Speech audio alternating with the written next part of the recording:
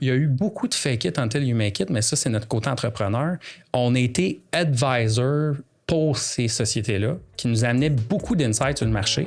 What's up, folks? Bienvenue sur Ça se passe. Aujourd'hui, je jase avec Michael Cardinal, cofondateur et CEO chez TheraPix, une compagnie qui facilite l'adoption et la distribution d'applications de santé, autant pour les organisations de soins que les développeurs. TheraPix, c'est au-dessus de 6 ans d'existence, autour d'une quinzaine d'employés, plus de 5000 apps révisées par des vrais pros. Puis honnêtement, c'est juste vraiment un play intéressant côté médecine moderne. Ça mixe curation, agrégation, data puis expertise. On va parler du parcours de pharmacien et d'entrepreneur de Michael, de son take sur le health tech au Québec et puis de leurs produits App Guide et plus encore. Alright, on passe au show. Let's go! Je me sens quand le temps même est facile. J'suis grateful pour ma life, j'suis grateful pour ma vie. Ouais, c'est quand je vois le bail qui se passe aux nouvelles. J'me dis qu'on n'est pas péri, c'est que mon hiver me semble qu'on est posé. Michael Cardinal, bienvenue sur Ça se passe. Merci beaucoup de l'invitation. Hey, j'adore ton podcast en passant. Ah ouais, un fan et un invité en plus. Ben, écoute, vous commencez avec un praise quand même. Non, mais j'aime le niveau d'authenticité que tu amènes dans les discussions. Vraiment super. Thanks, man. C'est genre autant volontaire qu'involontaire. J'ai essayé de porter certains masques ou de jouer certains rôles dans ma vie, puis je suis lamentablement pas capable. Fait que, what you see is what you get, c'est pas mal ça. C'est parfait. Comment on s'est connus, tu te rappelles-tu? Mathieu D'Amour de Brave. Mathieu D'Amour, ouais. Exactement. Exact. Shout-out à Mathieu, un excellent épisode du podcast aussi. Oui, vraiment. Mathieu. Michael, pour ceux qui ne te connaissent pas nécessairement, fais-moi la version courte, elevator pitch de ton parcours. Yes. Donc, pharmacien de profession. Je me suis dirigé vers l'entrepreneuriat, par contre, très tôt là, dans ma carrière, Okay. ce qui est un peu un paradoxe, je te vois faire des yeux. Essentiellement, la petite histoire, c'est je suis pharmacien. En fait, je suis en secondaire 4 et je réalise que moi, j'aime ça les chiffres. Okay, je viens d'une famille de chiffres. Mon père est en finance, mon frère est au bac en administration, il étudie en business. Puis essentiellement, le soir, on parle d'ETF, tu sais. J'ai un petit côté un petit peu plus... J'aime l'humain, j'aime la relation d'aide, puis je savais que j'aimais le secteur de la santé. Petit côté théorique aussi qui m'intéressait dans la science. Fait que moi, je me dis en secondaire 4, je vais être pharmacien propriétaire. Je fais mon plan de carrière pour être là-dedans. Finalement, je vais en pharmacie. Je m'aperçois que j'aime aussi le stratégique. Je rencontre des entrepreneurs, des pharmaciens qui sont venus entrepreneurs, qui deviennent des mentors. Puis je décide de vouloir aller dans l'entrepreneuriat. La tech est venue là-dedans aussi. En pharmacie, je m'apercevais qu'il y avait des problèmes au niveau du workflow, mais aussi du fait que le patient pouvait jouer un rôle plus grand dans sa santé. Fait que je me suis intéressé à tout ce qui est outils numériques pour la santé. Et donc, j'ai commencé à travailler dans des projets de suivi de patients en diabète, entre autres. Oui. Avec des apps, des devices. Oui, vraiment. Puis à l'époque, quand on commençait ces projets-là, parce que j'avais vraiment un projet d'affaires là, avec des gens que je participais à un certain rôle, pas comme co-founder, là, mais plus comme stagiaire, on va dire, quand j'étais étudiant. Je me suis aperçu que l'innovation, c'était vraiment mon dada. Fait que c'est ça qui m'a amené à dédier plus ma carrière dans l'entrepreneuriat, l'innovation au début. J'ai fait bien des projets. Puis après ça, avec le temps, là, on a cofondé avec 2 autres pharmaciens, justement, TheraPix, il y a à peu près 7 ans. Ça m'a amené à poursuivre ma carrière entrepreneuriale dans ce projet-là également. On the side, sinon, j'ai fait beaucoup d'implications dans le milieu académique, de la recherche, dans notre secteur également. Voilà, c'est pas mal ça. Parce que là, c'est sûr que moi, je fais des associations avec les discussions que j'ai eues sur le pod, avec le monde dans mon réseau. Puis, tu sais, il y a quand même des parallèles avec Phil Chartrand d'Mpego. Est-ce que vraiment? Il est allé chercher les credentials de pharmacien. Puis lui aussi, c'était comme il y avait une drive entrepreneuriale. Puis il a dit, moi, je vais innover là-dedans, je veux changer de quoi dans ce milieu-là parce que j'ai vu plein de pains puis de problèmes à régler quand j'étais un petit peu sur le plancher des vaches, entre guillemets. Ouais. Fait que c'est fair comme assessment de dire qu'il y a 100%. Un peu de parallèle. Tu le connais qui est un ami. On se connaît bien. On va mettre ça au clair. Là. C'est un petit monde, la health tech. Les pharmaciens dans la health tech, c'est pas mal un très, très petit monde. C'est bon. Fait que Phil, on se parle aux 2-3 mois depuis quelques années. Puis oui, à peu près la même drive, je te dirais, entrepreneuriale dans nos 2 cas. Mais il y a une pépite dans ce que tu as dit qui m'a marqué. Tu as dit, je me suis rendu compte aussi que les patients pouvaient jouer un plus grand rôle dans leur santé. Oui, vraiment. Puis ça, c'est un paradigme, j'ai l'impression que faut pousser plus. Puis moi, je l'ai comme découvert à la dure que si tu veux pas t'aider ou que tu n'injectes pas d'énergie dans ta guérison ou ta santé, c'est pas juste des professionnels puis des pilules qui vont genre être ton saving 100%. grace. 100%. Puis même des fois dans des choses aussi banales que ta thérapie, nutrition, ostéo, gym, tu sais, même si le monde te dise OK, on va te manipuler, on va te faire ça, des fois, si toi, tu te poses des questions, tu leur demandes de sortir plus de leur expertise ou tu les challenges ou t'es involved dans ta relation de thérapie ou d'aide, t'en tires 10 fois plus, man, puis tu les challenges un petit peu, puis c'est bon pour tout le monde. Fait que, en tout cas, ça, je trouve ça vraiment cool que tu aies comme eu ce insight-là. Ben, il m'est arrivé à l'université là, plusieurs éléments. Le premier, c'est le secteur de la santé s'en aperçoit aussi. Là. C'est pas un pas de faire de la politique, mais les orientations ministérielles présentement se tournent vraiment vers la prévention, la promotion ou la réduction de la maladie qu'appelle là, le ministère. T'sais, on s'aperçoit comme système de santé que si on veut être plus performant avec tout le shortage qu'il y a au niveau des employés, du staff, puis les problèmes qu'il y a, on faut miser sur l'autonomisation des patients. Puis ce qui est le fun dans notre secteur, c'est que un patient autonome a besoin de numérique. Ça va être difficile d'autonomiser les patients puis les rendre plus performants dans l'autogestion de leur santé, là, qui est le terme utilisé, sans être appuyé par des bons outils numériques, des applications, des sites web, des stratégies numériques également. Ça fait juste du sens parce que dans le fond, ça responsabilise le consommateur, le citoyen. Puis ce sentiment-là d'avoir un ownership et un agency dans ta santé, c'est vraiment, vraiment puissant puis comme motivant. Puis comme tu dis, ce qu'on fait tout le temps avec la tech, c'est genre on en fait plus avec du code puis des pixels au lieu du bon vieux jus de coude. Fait que là, ces gens-là, ils ont le potentiel de s'aider, puis ils vont être surchargés ou superchargés, avec du numérique, avec une app, avec un compagnon, avec un guide, puis toute l'expertise, puis le knowledge qu'on a en santé, il y a des fragments de ça qui peuvent être canalisés dans des expériences numériques. Genre, 100%. 1000%. Puis toi, t'es au cœur de ça avec Therapix, tu sais. Exactement. Au cœur de ça. C'est ça que je trouvais ça insane la première fois que je t'ai parlé. J'étais là. C'est comme un play d'amalgamation, de curation, de validation. Parce qu'il y a tellement de bruit là-dedans, dans le monde des applications de santé ou médicales, que genre, comment tu fais pour prendre une bonne décision? Autant moi, Ticoun, mettons, qui veut m'aider tout seul, ou les professionnels qu'il faut qu'ils me suggèrent de quoi, qui n'ont pas le temps d'être dans mes shorts pis tout. Genre. Exactement. Fait que là, j'ai comme devancé là. Je vais te laisser définir c'est quoi Therapix. En fait, t'as fait mon elevator pitch, c'est parfait. Tu sais, c'est encore mieux que ce soit quelqu'un d'autre qui le fasse. Okay? Je suis bien content. Oui, essentiellement, c'est ça. Concrètement, essentiellement, le problème qu'on a réalisé, c'est que au même titre que pour les médicaments, il y a des agences qui évaluent les médicaments puis qui donnent des directives sur qu'est-ce qui est bon, qu'est-ce qui est moins bon. Il y allait avoir ce besoin-là pour les applications. Ultimement, comment qu'on a réalisé ce problème-là, c'est parce qu'on voyait des organisations commencer à essayer d'offrir ces outils-là qui étaient souvent sur des plateformes comme le App Store, le Google Play. Puis ils voulaient essayer d'aider leur clientèle, exemple des assureurs privés, à dire, c'est quoi dans ces... Il y a 350 000 apps en passant. Là. Pas de sens. C'est important qu'on le dise. Là. C'est quoi dans ces 350 000 apps-là qui va avoir vraiment un impact, qui est safe au niveau de la donnée, qui gère les risques de l'utilisateur sur le plan de la protection des renseignements personnels, qui est une expérience utilisateur qui garantit que le user de cette app-là, là, il va l'utiliser longtemps. T'sais, pas juste un mois. Après ça n'amènera pas de bénéfices. Donc, on avait un besoin de créer une façon d'évaluer les applications qui est similaire à comment on évalue un médicament, parce qu'ultimement, un app, c'est une forme d'intervention. C'est vrai. Dans notre secteur de la santé. Et donc, on a fait cette sauce-là, cette recette-là, pas de grand-mère, je dirais, là, c'est très sérieux. Et donc, on aide nos clients à sauver du temps, à faire le ménage.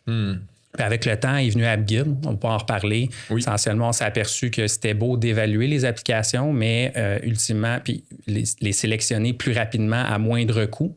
Il y avait aussi un besoin de nos clients d'aider le patient, le professionnel de la santé à trouver des recommandations sur quels produits utiliser pour quels besoins de santé. Puis c'est là que ça a amené là, à AppGuide, puis l'évolution un peu de notre stratégie d'affaires.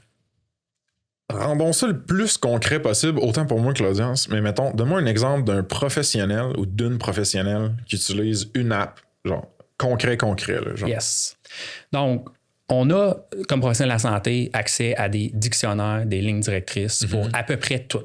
OK? Si je suis pour te recommander quelque chose, toi, je vais aller voir dans une ligne directrice. Fait que mettons un MEDS, le genre? Ou... tu sais, au Québec, il y a mettons, RX Vigilance, c'est un logiciel que j'utilise pour tout ce qui est médicaments. Je me fais dire, voici les médicaments, comment sont classés, lesquels sont bons, pourquoi, puis qu'est-ce qu'ils mangent en hiver. OK. Okay? AppGuide, c'est une interface dans laquelle il y a des lignes directrices, des collections d'apps évaluées positivement, puis lequel que je peux identifier. Bon, là, je me fais dire dans AppGuide, j'ai un patient qui, en fait, si jamais tu cherches un app pour la nutrition pour ton patient qui est sous telle pilule ou qui a tel besoin de santé, voici les meilleurs. Et là, tu peux la choisir, la recommander au patient. Ou tu peux même envoyer une liste d'applications pour que le patient ou le citoyen choisisse son application là, par elle-même, là, par lui-même. Parfait. Ça rend ça un peu plus concret pour moi. Je mets une pin dans le produit parce qu'on va pouvoir creuser plus dessus. Yes. Je zoome out sur la compagnie elle-même. Ouais. Fait que là, elle a combien d'années d'existence? Vous êtes combien? Balance-moi les chiffres que tu peux me balancer. Oui, Therapix, c'est 7 ans d'existence. C'est une vingtaine de clients dans le secteur des professionnels de la santé, regroupement, gouvernement aussi. On vient de gagner un appel d'offres là, avec le ministère de la Santé. On a également, des assureurs privés qui cherchent tous à recommander, référer leur clientèle vers des bons produits de santé. Puis, ils nous utilisent comme avec notre SaaS, là, comme une plateforme là, pour évaluer puis aussi là, recommander les outils. Ensuite, on a également les apps en elles-mêmes. On pourrait expliquer pourquoi puis comment on a fait ça aussi en plus tard, une quinzaine de clients. Au niveau financement, c'est une entreprise qui a été financée en capital de risque il y a 2 ans et demi, donc en avril 2022. Fait que t'as roulé 4 ans et demi bootstrap, mettons, ou avec genre subvention. On peut peut-être faire une parenthèse, raconter cette histoire-là. Sure, vas-y, mon gars. All right. Donc, essentiellement, au début, quand on commençait à avoir des clients, on faisait surtout du service. T'sais, on mettait des cliniciens qui évaluaient des apps, puis on aidait le client à sauver du temps, puis on leur apportait de l'expertise là-dessus. OK. Nos clients nous ont tous dit hey, on aimerait ça avoir la database au complet, puis on aimerait ça aussi que votre processus soit encore moins cher, automatisé. De un. De deux, on commençait à s'intéresser à est-ce que le professionnel de la santé peut être quelqu'un qui recommande des apps? On a fait des petits projets de recherche ici, à gauche, à droite, avec beaucoup d'insuccès dans certains cas. On pourrait expliquer pourquoi. Ce qui est important de dire ici, c'est essentiellement, on s'est aperçu qu'il y avait un play plateforme, SaaS. Puis, bon, on est une gang de co-founders entrepreneurs. On voulait absolument, il y avait un bon timing au niveau là, du marché aussi. On voulait absolument faire évoluer notre proposition de valeur, aller chercher plus d'impact. Ça nous prenait un produit. Il fallait embaucher des développeurs et tout. Puis pourquoi on a flairé l'opportunité? C'est qu'on voyait que le temps qu'on build le produit, il allait arriver aux États-Unis et au Canada un mass market de remboursement de ces apps-là par les assureurs. Puis c'est là qu'on allait générer un scale intéressant pour Pourquoi les investisseurs. Pourquoi tu as vu ça venir? C'était quoi les signaux? Oui, ben, depuis le début de la business, il faut comprendre qu'on est dans l'industrie de la health tech qui a à peu près 7 ans d'âge, puis ça fait 7 ans qu'on est là. On était un petit peu précurseur au début. OK. On était intéressé à rejoindre des associations, des regroupements, entre autres aux États-Unis, qui font ce qu'on appelle organiser l'industrie. OK, donc, je vois le genre. Regardez, voir à ce qu'il y ait des mécanismes de remboursement pour ces produits-là. Parce qu'au même titre que tu as un mécanisme de remboursement pour un médicament, qu'est-ce qui dit qu'il ne pourrait pas avoir un mécanisme de remboursement pour un app?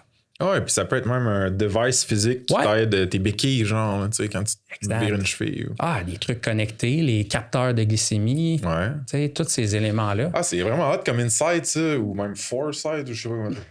Presight. Ben, on était advisor. Il y a eu beaucoup de fake it until you make it, mais ça, c'est notre côté entrepreneur.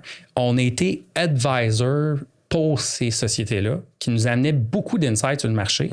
Puis là, on voyait qu'il y avait un timing, un window of opportunity qui n'était pas un play bootstrap. Là. C'était plus, là, on ne peut pas bootstrapper ça. Il faut investir dans un système d'intelligence artificielle qui automatise nos évaluations. Il faut faire une plateforme de distribution. C'est un play qui n'est pas un marketplace, mais le produit ça a des allures de marketplace. Fait qu'on ne pouvait pas faire ça avec juste nos revenus de service. Fait que là, on est allé chercher une ronde de financement en capital de risque en 2022 pour pouvoir se concentrer sur builder un modèle d'affaires SaaS. C'est vraiment cool. Ce que je trouve cool aussi, c'est un pattern que je reconnais dans des success stories différents, qui est on a commencé par du service. Parce que quand tu fais du service, oui, ça ne scale pas. C'est pas le même enjeu, mettons, de modèle d'affaires et tout, mais t'es comme ça, t'es proche de tes clients, ils te parlent. Ouais. T'as du cash qui rentre, fait que t'es pas en train de t'endetter ou de te brûler ou de te stresser. 100%. T'apprends. Ouais. Puis genre, c'est comme basically du customer development, mais genre profitable que tu peux faire. Là. Ben 100%. Moi, il y a tout le temps le dilemme, est-ce que tu fais product first, service first ou quoi même? Moi, j'ai effectivement, on a suivi un peu les success stories qu'on a lus à certains endroits où que, 100% des revenus au début, c'est du service. Là, tu es à 80, 60, 40, 20, puis tu essaies de faire progresser ton produit au fur et à mesure que tu as des clients puis que tu apprends de leurs besoins. Exact. C'est un peu ça, effectivement, qu'on a voulu essayer de faire. Puis là, tu as dit une couple de fois, une gang d'entrepreneurs, tout ça. Ouais. C'était-tu des profils co-founders complémentaires? Tu t'es rencontré à l'Uni quand tu es devenu pharmacien. Genre, parle-moi un peu de ce gang-là. Ou... Ouais, certain. Puis pour vrai, il faut que je sois très humble. Là. Moi, je suis le plus rookie. J'ai quand même une expérience. Je suis le plus rookie des trois. OK. La business serait rien sans mes deux co-founders. En fait, moi, je suis un... Qui sont? Bertrand Bolduc, Alexandre Chagnon. Donc, Bertrand, qui est un entrepreneur en série, qui a fait plusieurs entreprises dans le secteur là, de l'industrie pharmaceutique, manufacturière, préparation, il était dans la biotech aussi. Il a fait des rondes de financement, des exits. C'est la gouvernance aussi, c'est quelque chose qui connaît beaucoup. Fait que ça nous a aidé énormément.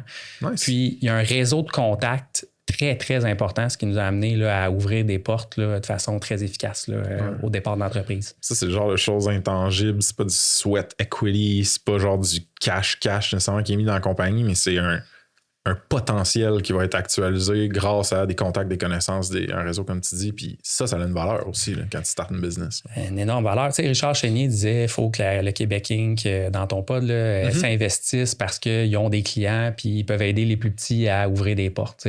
Bertrand Bolduc, c'est ça. Là. Ouais. C'est l'incarnation de ce commentaire-là. C'est cool. Je l'ai rencontré à l'université quand j'étais président de l'association étudiante. T'étais président de l'association étudiante, OK. Ouais, je voulais m'impliquer. Tu sais, quand je disais stratégique, là, c'était ça. J'ai toujours été impliqué. Fait que je voulais m'impliquer. Fait que j'étais président de l'association étudiante. J'ai rencontré parce qu'il était impliqué aussi là, à l'ordre des pharmaciens et autres. Donc, on s'est rencontrés comme ça. Puis, il est devenu un mentor très tôt. Tu sais, il savait que je voulais être entrepreneur. J'en avais dit, puis qui m'inspirait. Fait qu'il est venu un mentor là, au départ là, quand on s'est rencontrés. Puis l'autre? Alexandre, un gars qui est pharmacien aussi, mais qui a investi toute sa carrière en health tech. Fait qu'il faisait des plateformes de télésanté, questions-réponses, communication entre patients et pharmaciens. Essayait de vendre un logiciel au système de santé, puis voyait toutes les hurdles de ton logiciel, est-tu assez validé scientifiquement, est-tu assez cybersécuritaire, y a-tu ci, y a-tu ça, tous les critères. Et donc, à ce moment-là, il a vu le problème aussi du manque d'évaluation standardisée. Oui, exact. Qui permet à ce qu'un produit numérique en santé soit utilisé par des patients. All right. Fait que tu rencontres ces co-founders-là. Ouais. Avant l'espèce de haha moment de c'est ça qu'on va construire avec Therapix et éventuellement AppGuide, y a-tu des phases de validation, des prototypes, peut-être même d'autres problèmes que vous avez essayé de régler? Genre, creuse sur la genèse autant que tu veux. Énormément. Puis, tu sais, c'est pour ça aussi, les premières années, on est des pharmaciens aussi, fait qu'il fallait creuser le problème beaucoup aussi. D'ailleurs, tantôt, on va parler des erreurs, là. J'ai peut-être de quoi spinner là-dessus. Peut-être creuser trop longtemps. Mais c'est une déformation professionnelle. Je reviens à l'histoire des co-founders juste pour appuyer un peu le next step. Bertrand est sur le board d'une assurance privée, commence à regarder des produits comme des apps, mais c'est pas, tu sais, comment les évaluer. Fait que tes co-founders étaient connectés dans l'industrie. Ouais, vraiment. C'est bon à créer ça. OK, cool. Ouais, moi, j'étais aussi connecté surtout sur les besoins des professionnels de la santé puis des patients parce que, comme pharmacien, j'avais... Sortais de là direct. Ben, pas juste ça. J'utilisais des apps en suivi de diabète avec mes patients. Ça m'a pris 1 an et demi à trouver un set d'apps qui était bon parce que... Fait que t'as été ton ICP, ton Ideal Customer Profile. Ben, oui, ou user plus. OK. Parce que tu vas le voir, nous, on est un B2B2C. Fait que notre ICP, c'est mettons, le regroupement de pharmaciens. Bon point. Puis moi, je suis le user, tu sais. Okay. Puis, effectivement, fait qu'on on a vu ces problèmes-là là, très terrain. On décide de commencer à brainstormer cette recette-là d'évaluation. Bon, qui dit secteur de la santé puis évaluation de produits dit gestion des risques. Donc, dit si on veut crédibiliser notre approche d'évaluation, on ne peut pas l'improviser. C'est ça. Il faut faire ça avec des techniques qui suivent la validation, la recherche. Là. On a fait des revues systématiques. On a regardé 1700 papiers sur comment évaluer des apps. Puis là, papier, on s'entend, là, des publications scientifiques. Ah, 100%. Ou académiques. 100%. On a tout regardé ça. Puis là, il n'y avait pas Claude là, à cette époque-là. Non, malheureusement, je ne pouvais pas spinner ça dans Perplexity, dropper un fichier CSV puis qu'il me sort toute l'analyse. Quand on l'a fait à mitaine, on a créé un groupe de cliniciens qui a commencé à utiliser, on a fait une liste de critères. Ils ont commencé à utiliser les critères pour voir, la donnée d'évaluation est-tu standard? Tes cliniciens, ils évaluent-tu l'app de la même façon, un puis l'autre, quand ils voient la question? Parce qu'il faut que ça soit standard. Il ne faut pas qu'il y ait de différence dans la façon d'évaluer entre différentes personnes. Parce qu'il faut développer un framework. Il faut que la recette soit figée. Et là, on a commencé à faire après ça l'utilisation de ces listes de critères-là d'évaluation par les professionnels. Fait que ce qu'on a essayé de valider, c'est est-ce que notre liste de critères permet réellement à un professionnel de la santé d'avoir quoi? Confiance. Ça, c'est important, le buzzword confiance ici, parce qu'ultimement, c'est ça le problème fondamental qu'on règle. C'est le manque. Tu deviens un proxy de confiance. Genre, tu deviens c'est ça, un raccourci de si c'est passé par TherapeX, AppGuide, j'ai pas à faire tout le back-end de recherche de questionner mes pairs ou genre. Aller sur Google même, c'est souvent de la manière que les cliniciens font. Là. Mais Michael, ce qui me buzz, c'est là, t'as dit la recette, faut qu'elle soit genre béton, puis figée, puis standard, puis qu'elle s'applique pour vrai à tous les cas. Mais on dirait que dans ma tête, noob sur le health tech, je me dis, ben, faut pas rien qu'elle soit figée, il faut qu'elle soit stampée par une autre autorité que vous autres, genre. Tu sais, genre le gouvernement, tu sais, genre, comment vous avez fait pour pouvoir être l'autorité qui fait non, ça c'est une bonne app pour toi, docteur, physio, pharmacien, ça c'en est pas une bonne app. Genre, c'est quand même un pouvoir, c'est comment je fais ça? Ben en fait, c'est tellement bon que tu dises ça parce que c'est pas ce qu'on veut faire. C'est pas ce qu'on fait. OK. Là, tu vas être mêlé. OK, ben vas-y. Nous, ce qu'on fait, c'est un score de confiance qui permet d'avoir toutes les données sur tous les fournisseurs, plus de 15 000 applications pour les comparer entre elles. Le stampage, la certification, ça appartient à d'autres joueurs, mais ils peuvent baser leur certification à partir de nos données.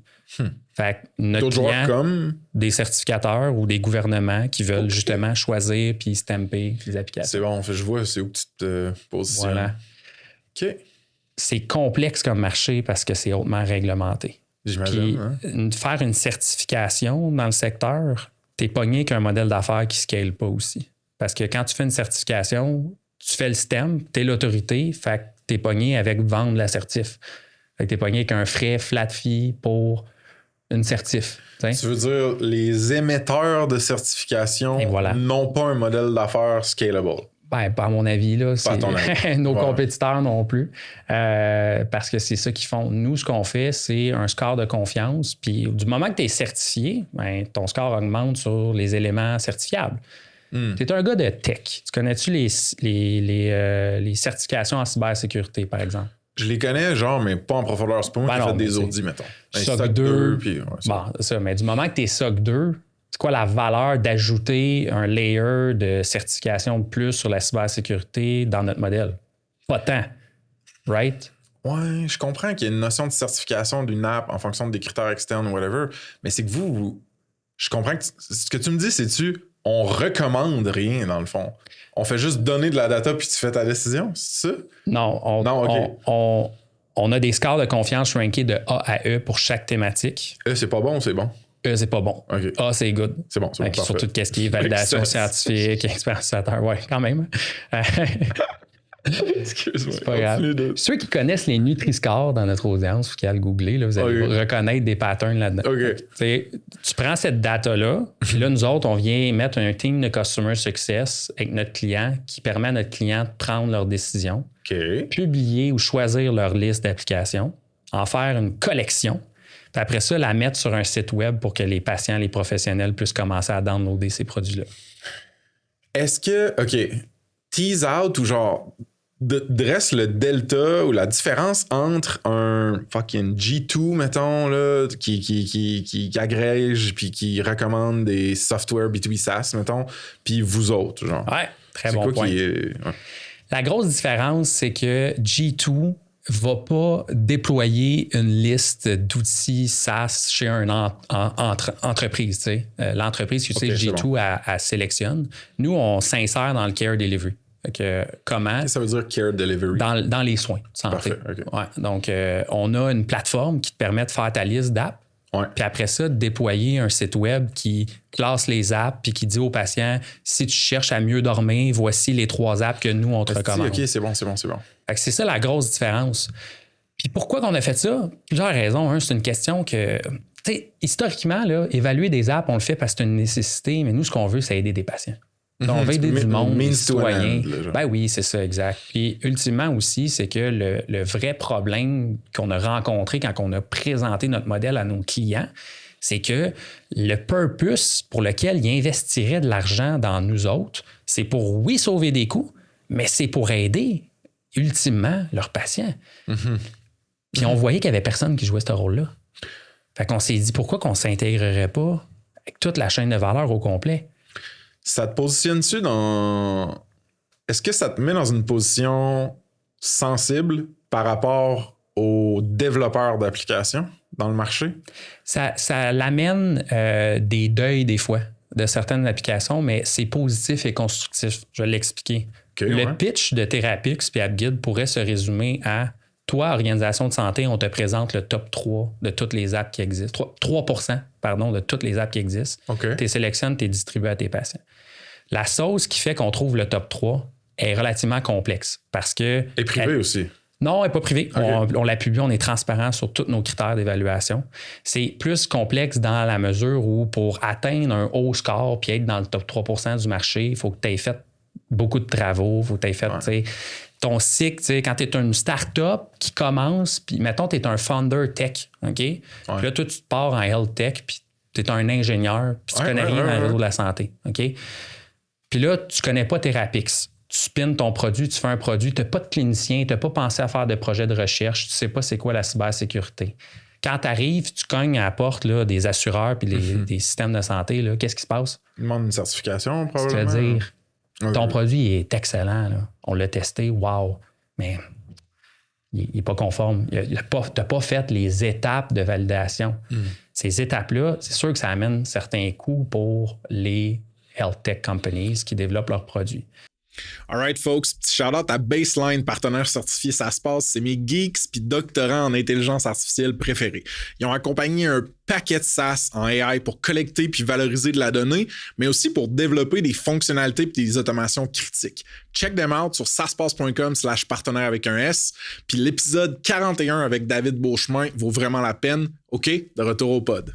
Fait que c'est peut-être un mauvais mot, là, puis il y a peut-être une connotation là-dedans, mais t'agis comme un gatekeeper un petit peu. Oui, tout à fait. Mais dans ma tête, je me dis que c'est correct de gatekeep la santé du monde, tabarnak. Ben, c'est ça. Fait que quand je te disais deuil, puis là où on le voit constructif, c'est que avant Therapix, tu n'avais pas de règles dans le marché ou de guide pour comment arriver à convaincre un ministère pour utiliser ton outil. Fait que c'était encore plus compliqué là, parce que tu te faisais dire par un, il te faut ça, par l'autre, il te faut ça, par l'autre, il te faut ça.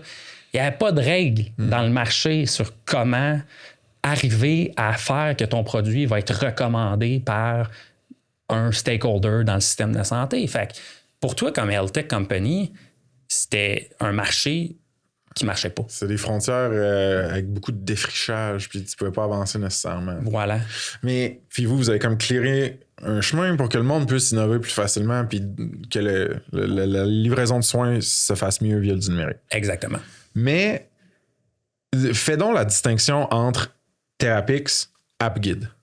Ouais, ça, c'est une grosse question. Therapix, le brand, il y a du monde qui a de la misère à le prononcer, puis c'est arrivé dans ton pote, le dernier. Non, mais je me suis excusé, par exemple, dans le ben, correct.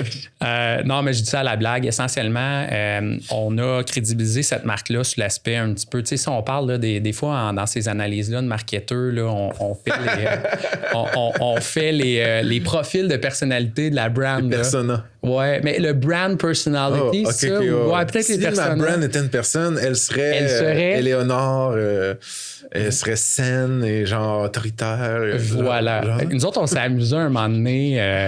Écoute, je pense que c'était un monthly meeting qu'on avait fait avec toute l'équipe, genre avant Noël. Là, okay. Genre de fois où tu veux aller champ gauche un peu parce que le monde, ils veulent tout aller. Fait que dans le fond, on a fait un atelier. On a défini nos brands. Puis Therapix, c'est le scientifique, c'est la rigueur, c'est l'évaluation, c'est le processus. AppGuide, c'est plus l'altruiste qui veut care pour les gens puis leur recommander les bons produits ultimement. Je comprends la distinction entre la brand, je comprends pas la distinction entre les produits. Ben, en fait, Therapix n'a pas de produit. C'est comme le nom de la compagnie. AppGuide, c'est vraiment le SaaS là, avec toutes les features. Là, Mais mettons que je suis un professionnel de la santé, on a une clinique de physio, genre, puis on veut utiliser AppGuide. Mm-hmm. On paye une subscription à AppGuide, mettons, mensuel ou annuel. C'est quoi votre modèle d'affaires, genre? Ouais, bon, donc, modèle d'affaires. Dans AppGuide, tu as des features qui sont utilisées par le premier user, c'est celui qui gère l'innovation puis qui veut faire sa liste d'app. Ça existe, ça? Quelqu'un qui gère l'innovation, mettons, dans les professionnels de santé? Dans nos ICP, c'est quelque chose qui ressort beaucoup. Il faut que tu aies dans ta compagnie l'intérêt pour recommander des applications. Fait qu'il faut que tu aies quelqu'un qui s'est déjà pété le nez à essayer de regarder toutes les différentes apps qui existent puis qui a fait impossible que je gère ça. Puis là, ils viennent nous voir, tu sais. OK.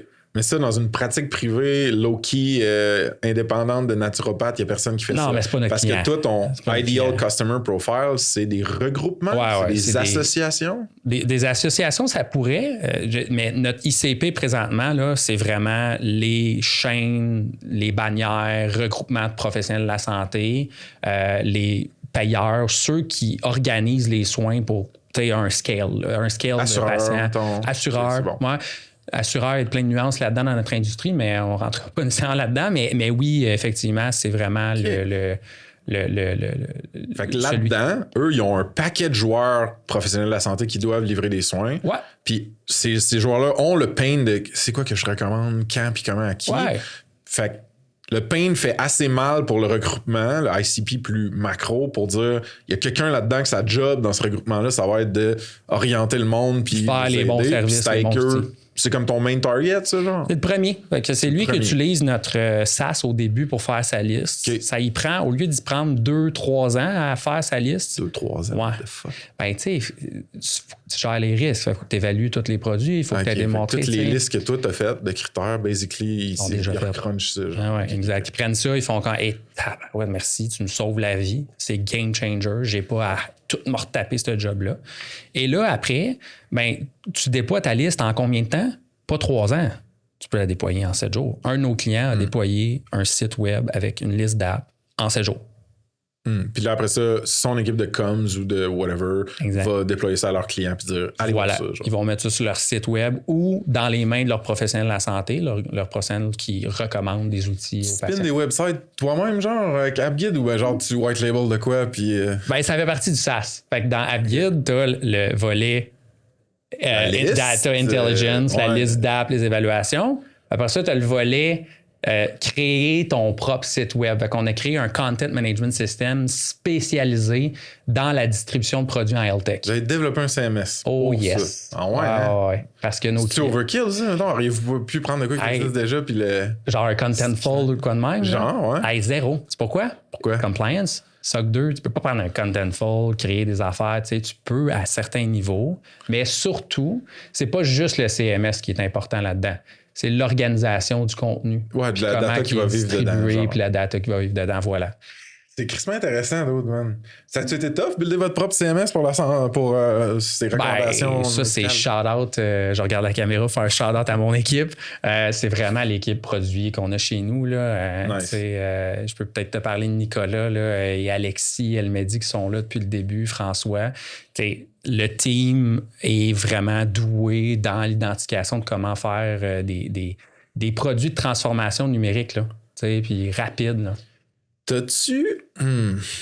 Toi, mettons, comme tu disais, la personne responsable de l'innovation au sein d'un regroupement, association quelconque, compagnie quelconque, elle vit fort le pain, puis elle a les incitatifs alignés pour faire affaire avec toi, t'offrir confiance, déployer ce que toi t'offres.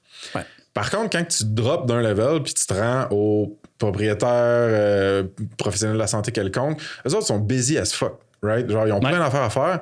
Est-ce que là, t'as comme de la friction de résistance au changement ou de genre, peut-être, c'est quoi ça? Pourquoi je leur ferais confiance? Est-ce que ton Customer Success Team que tu parlais doit comme épauler ton genre de premier champion pour distribuer plus bas dans la structure après? Ouais, 100%. Okay. Surtout training, hein, parce que... Training? Ouais, de la formation, en fait. Là, donc, sur comment utiliser le produit ou pourquoi il est legit?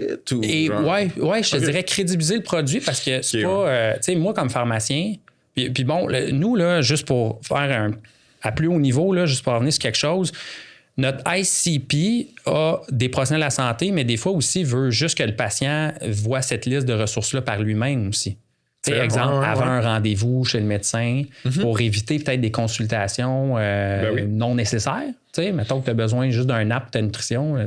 Fait que, donc, dans ce contexte-là, on met des sites web patients, puis ça, c'est plus smooth comme delivery parce que les patients sont plus avares de se faire recommander des outils qui sont sur le web, parce qu'ils veulent ils veulent eux-mêmes se gérer. Quand on travaille avec les professionnels de la santé, la friction est que moi, comme pharmacien, j'ai pas été formé à l'université sur c'est quoi une application.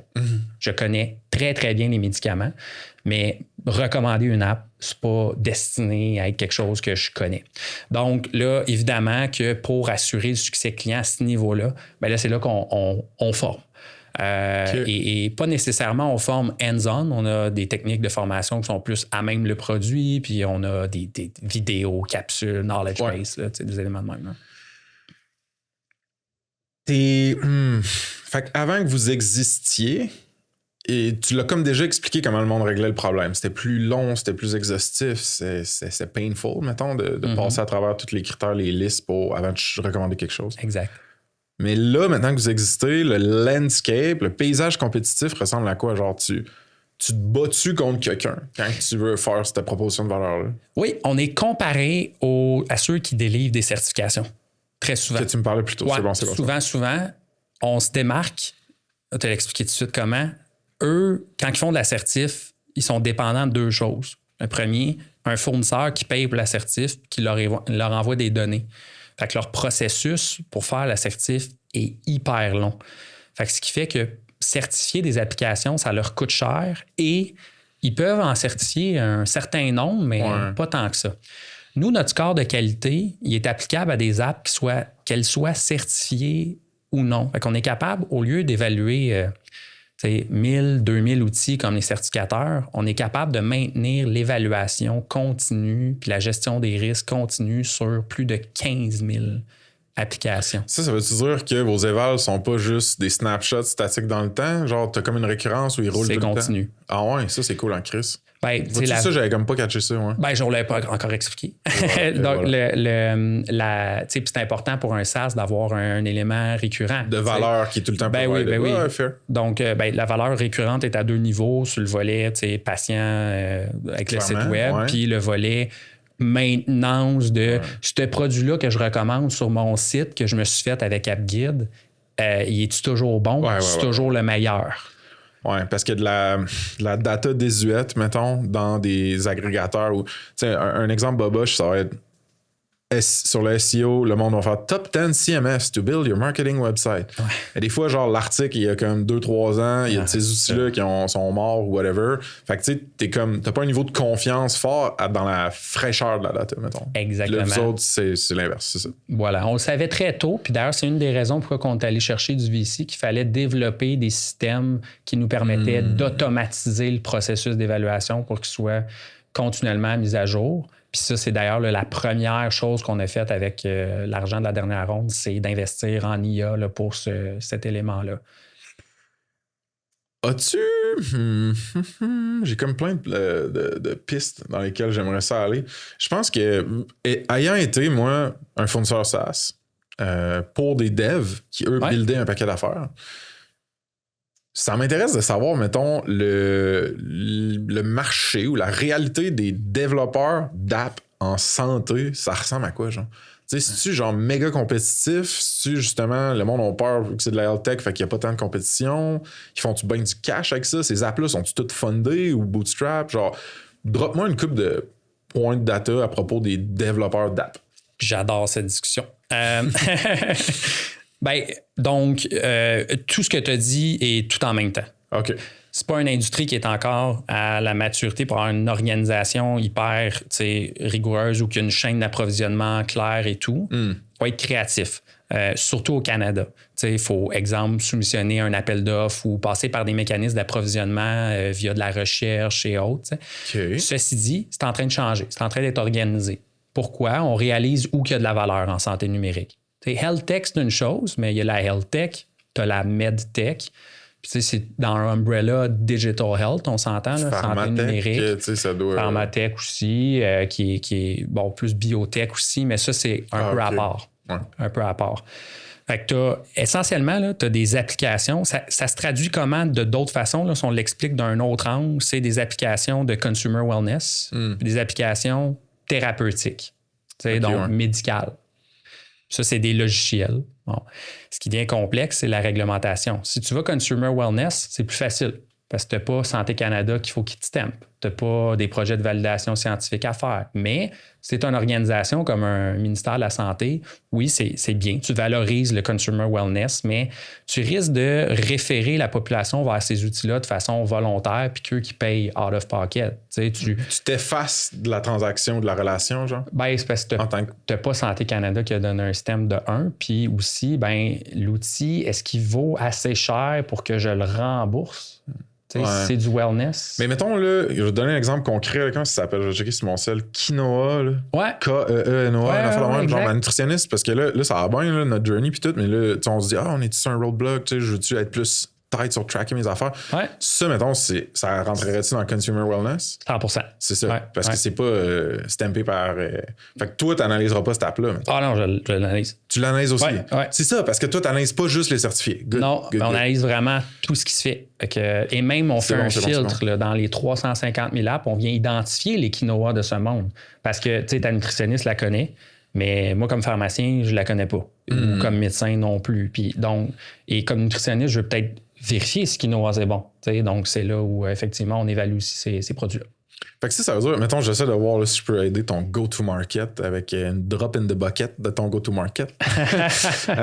Mais genre, si je disais à ma nutritionniste qui, elle, travaille dans un genre de plus gros bureau, il y a plein de nutritionnistes qui travaillent dans ce bureau-là, hey, vous, gros bureau de rassemblement de nutritionnistes, si vous utilisiez AppGuide, vous pourriez savoir non seulement quoi recommander comme app à vos clients comme moi, mais même pour des choses qui sont pas juste sur la nutrition. Là, 100%. Si tu veux lui suggérer de faire du sport puis du jogging, ben check ça, c'est de la bombe, mettons.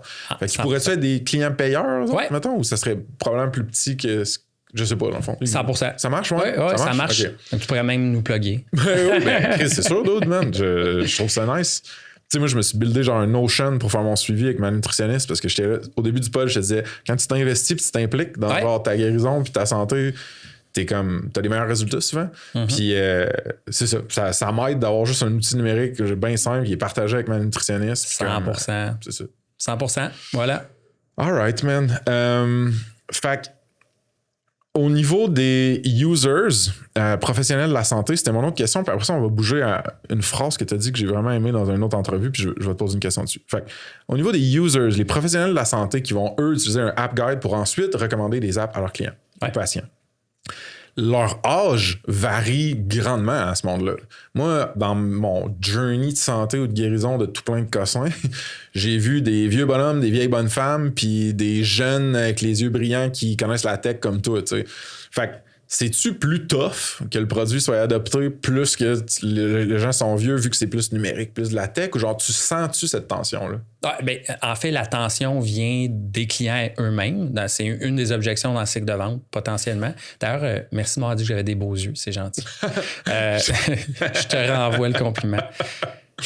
C'est une des objections. Fait que je vais répondre rapidement, OK, dans l'abstraction avec 2 éléments, puis on précisera. La première, c'est notre produit gère ce risque-là. Parce que ça te permet de confirmer quel produit est plus facile à utiliser pour certaines clientèles. Ça fait partie de tous vos genres de vraiment. Oui, puis on considère que une application qui est peut-être plus simple sur le plan de comment y accéder, au niveau de l'authentification, et aussi une application qui peut-être est plus focus sur un purpose, va peut-être être plus intéressante pour quelqu'un de plus âgé. Et là, sans faire de l'âgisme, donc deuxième élément, c'est tellement pas vrai que nos personnes plus âgées ne sont pas propices à utiliser la technologie. OK, fair. Déconstruis-moi ça. Je dis pas ça, je te cible pas. Là, ça me fait rien, man. Vas-y, ça dis-moi. Ça va pas une insulte. En fait, c'est deux raisons. La première, les personnes âgées, selon des études, sont prêtes à débourser 1 900 $ par année si ça leur permet de rester à la maison plus longtemps. Rester à la maison plus longtemps avant d'être placé, quote-unquote. Okay. C'est ça. Fait que c'est un meilleur mot que ça, même. On dirait que c'est tellement chargé, placé, les vieux. Ouais, vraiment. D'être accueillis dans un autre environnement plus susceptible de les encadrer au niveau de leur état de santé. Écoute, oui, tout à fait. Puis, tu sais, d'ailleurs, une lourde tendance, puis le ministère de la Santé là, travaille beaucoup à déployer des outils pour les soins à domicile. Ouais. La ministre, là, Sonia Bélanger, c'est vraiment un de ses chevals de bataille. Shout-out, Sonia. Oui. Écoute, ça mettra. C'est rare qu'il y a du monde de politique à ton pod qui sont shout-out, hein? Bon, gars. Tu sais, ce qu'on fait, nous autres, en plus, après chaque épisode, la majorité du temps, on le fait. Dans le fond, tous les gens, on a une section dans nos show notes qui c'est genre cool peeps mentionnés, mettons. Oui, je vois tout le temps. Souvent, on envoie un courriel aux gens qui sont là-dedans pour leur dire hey, by the way, t'as été mentionné sur Ça se passe. Fait que peut-être bien que la ministre de la Santé va recevoir un courriel. C'est pas la ministre de la Santé, mais elle est dans le giron. Puis, je connais pas son titre exact. Donc, les soins à domicile et les personnes plus âgées, en fait, ont un peu plus de temps aussi. Ce qui est différent, c'est les comportements utilisateurs en lien avec la façon dont ils achètent ces produits-là ou qui décident d'utiliser un produit. Les personnes de notre âge, on va dire, là, on est à peu près dans le même range, vont aller voir des sites, vont checker une adéquation entre leurs besoins, vont downloader un produit de façon un peu plus spontanée. Il y a du login fatigue, par contre, fait que le monde commence pas à tester free trial. Ça, c'était le même il y a 5 ans. Là, à cette heure, le monde ne sont plus là. Okay? Ils downloadent ce qui est bon, top, rated. Tandis que les personnes âgées vont dépendre un petit peu plus, ou dépendre, c'est peut-être pas le bon mot, là, mais vont avoir plus d'intérêt d'une recommandation d'un tiers. S'appuyer là-dessus, genre. Fait que, exemple, un proche aidant. Un proche aidant peut utiliser une app avec son père ou sa mère, hein? Et aussi, ou autre situation que père-mère. Et aussi, professionnel de la santé. Pourquoi? Exact. C'est parce qu'il faut qu'il y ait un purpose plus défini au niveau de l'impact que ce produit numérique-là va avoir pour sa santé. Fait qu'il faut que tu te fasses dire, exemple, dans le cas de votre gestion du diabète, j'ai remarqué qu'il y a certaines attitudes, certains comportements que vous avez par rapport à votre nutrition qui nuisent à votre diabète. Aujourd'hui, c'est difficile pour moi de vous expliquer tout ça parce que ça va vous demander de la réflexion. À la place de vous expliquer tout ça, je vais vous référer à une app ou à un site web app, whatever, qui va vous inscrire dans cette démarche d'apprentissage-là. Et là, donc, tu utilises AppGuide, tu recommandes le truc, puis là, la personne va à la maison. Tu t'es transformé en pharmacien just then. Là, j'ai mis mon chapeau. Ouais, monsieur, okay, c'est bon, je vais prendre mes pilules. Je t'agace. Je sais, c'est parfait. On est là pour avoir du fun. Ouais. Moi, je dis tout le temps, on fait des choses sérieuses, mais on se prend pas au sérieux. Hey, dude, je dis tout le temps ça, moi, tout, man. Moitié fun, moitié fond. On prend notre job au sérieux, mais pas nous autres au sérieux. Voilà. OK. Et donc, dans ce contexte-là, la personne qui est plus âgée va arriver à la maison, va avoir un petit peu plus de temps pour utiliser l'outil, la réflexion. Tu sais, si tu travailles, tes classiques, là, stéréotypes, mère monoparentale, as-tu le temps là, d'aller checker tout ça? Moins. C'est vraiment intéressant. C'est un paradoxe quand même. Alright, folks, pour février, la job du mois, ça se passe chez Missive, une app de gestion des communications collaboratives, courriel, chat, SMS, DMs, tout est là-dedans. Ils sont à la recherche d'un WinDev front-end pour faire évoluer le UI/UX de leur application. La fourchette de salaire, entre 90 à 150 000 CAD par année. On cherche ici une tête technique avec un flair pour l'esthétique, puis quelqu'un d'autonome qui a déjà shippé du produit, qui est capable de le faire sans un gros encadrement rigide. Missive, c'est de la bombe comme produit. On l'utilisait chez Snipcart, on l'utilise encore chez SaSpace. La compagnie est cool, le poste à combler aussi, donc sautez là-dessus. Vous pouvez voir mon entrevue avec Phil Lehoux, le co-founder, dans le lien, dans les show notes, le lien job du mois. Sinon, vous pouvez juste aller sur saspace.com/la job du mois avec un S sans tiret. Cheers! Mais moi, c'est la comprehensiveness, fait que la profondeur ou la spécificité de tous les critères que vous checkez. Tu sais, on dirait que genre, j'aurais même pas pensé à en fonction de ton âge et ton statut dans la vie, ton niveau de friction, mettons, ou de temps d'onboarding que tu peux tanker, il varie grandement. Genre, moi, je me suis juste dit, les jeunes sont plus tech-savvy que les vieux. Mais non, man, c'est comme pas exactement ça. Il y a des nuances, mettons, que vous avez checké sur le terrain. C'est vraiment hot. Ouais, la phrase cool que tu as dit sur une autre entrevue, c'est « Disrupt, but don't interrupt ». Par rapport à la health tech. Peux-tu juste m'expliquer grosso modo ce que tu veux dire? Oui, certain. Ben, cette phrase-là ne vient pas de moi. Elle vient de mon co-founder Alexandre Chagnon, mais je la réutilise elle est punchy, man. Puis la raison, c'est parce que le système de santé est régulé. On tend dans le système de santé, dans les tendances, là, à essayer d'être de moins en moins aller vers la surrégulation. C'est un phénomène qui est quand même... c'est facile à vouloir faire parce que tu traites de la santé des gens. Fait que tu veux réguler, tu veux contrôler les risques, tu veux gérer les risques. Bon, maintenant, c'est quoi l'équilibre? Indépendamment de tout ça, c'est que c'est un secteur de gestion de risque. Fait qu'il y a une grosse incompatibilité entre les intérêts ou ce qui est appris dans des... Puis là, nous, on est dans des accélérateurs. Fait que là, je veux juste dire, comprenons les nuances dans mon propos. Rien contre les accélérateurs. Il y a vraiment, puis ça change d'ailleurs, une grosse différence entre ce qui est appris sur comment build un SaaS dans sa base, puis ce que le système de santé s'attend. Là. Puis c'est deux univers qui sont presque incompatibles. Là. Mais as-tu des accélérateurs qui sont health tech spécifiques? Oui, CTS Santé, entre autres, au Québec. CTS Santé, OK. Ouais. D'ailleurs, c'est Santé qui font beaucoup de santé aussi. Oui, là, c'est vrai, avec le Puzzle Medical, puis il y a plein de business. Puis, tu sais, Santé ont un réseau d'advisors qui te permet de comprendre la gestion des risques. Je dis pas qu'ils sont tous... ils connaissent pas ça. Mon propos, au contraire, c'était que certains connaissent justement, sont spécialisés. Tu sais, on a des partenariats avec CTS pour coacher les apps elles-mêmes sur comment éviter de... arriver à... Éviter de renverser son verre d'eau. C'est ça, payé. Non, je comprends. C'est ça. Donc, c'est deux univers qui sont très opposés. Fait comment est-ce que tu peux arriver à aider un professionnel puis un patient à disrupt son parcours de soins, mais pas interrompre comment le système de santé fonctionne? C'est ça la question qu'il faut que tu te poses.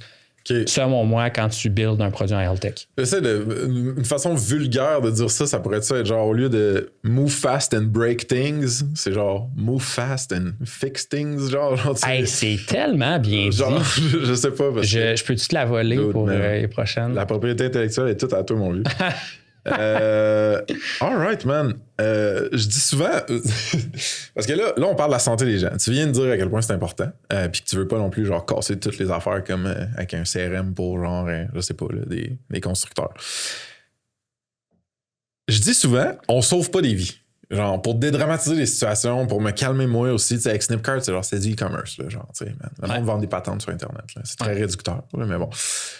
Dans ton cas, I guess que toi, direct, peut-être, tu pourrais faire l'argument que tu sauves pas des vies, mais kind of, right? Ouais, c'est la santé, là. Parce que c'est la santé, puis aussi, c'est genre, quel outil de auto-soin vont être recommandés par des professionnels de santé à des clients qui vont les utiliser ou pas. Puis ces outils-là vont avoir une influence directe sur, mettons, leur gestion de diabète. Puis s'ils vont bien le gérer ou fuck, man, tu sais, genre en mourir. Ouais. Genre, je mets ça à l'extrême.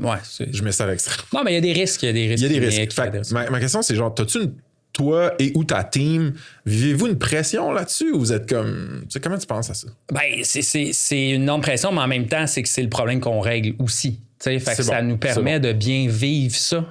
Je comprends. Parce que, essentiellement, l'évaluation et la gestion des risques, c'est quelque chose qui est inhérent à notre modèle.